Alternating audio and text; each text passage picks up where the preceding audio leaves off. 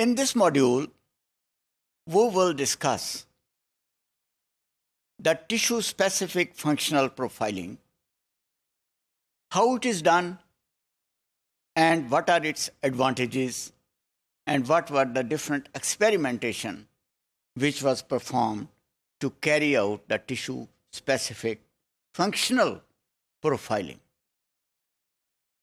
Now, one of the approach to genomic functional profiling is to observe the tissue specificity of the genes. You know, in the tissues, there are specific genes which impart specificity to that tissues, and those genes, they can be inactivated by the mutation. And what are the approaches to study?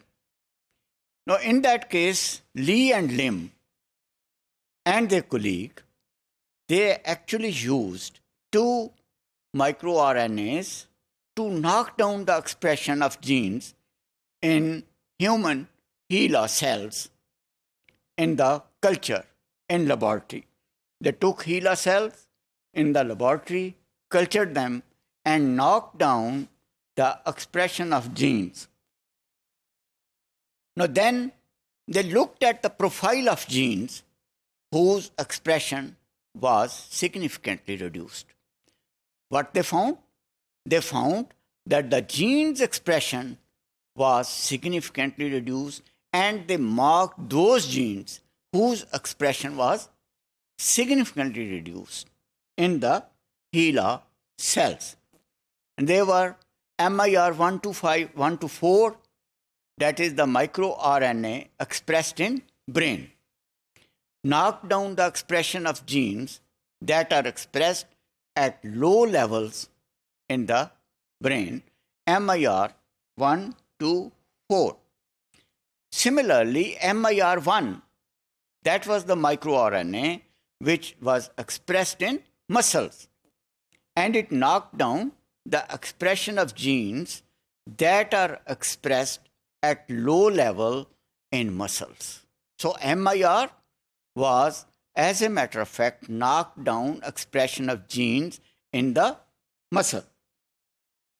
The two miRNAs, they shifted the expression of genes in HeLa cells toward that seen in the tissue in which the respective iRNA are prominent.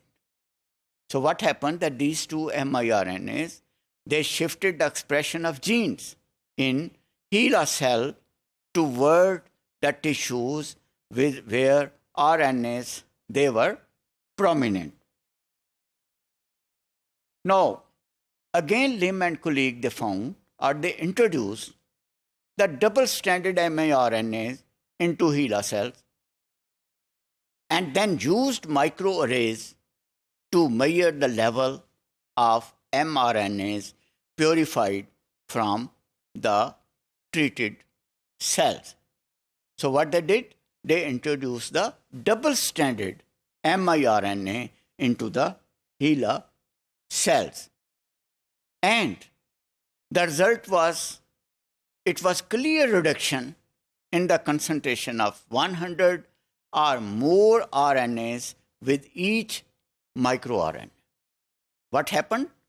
That there was reduction in the concentration of 100 or more mRNAs with each miRNA. So each miRNA, it reduces the mRNA's concentration 100 or less. The expression level of 10,000 human gene in each of the 46 tissues, that was plotted by Lim and their colleagues in the same way. And the tissue-specific expression profiling, that could be done by examining the spectrum of mRNAs whose levels are decreased by an exogenous miRNA.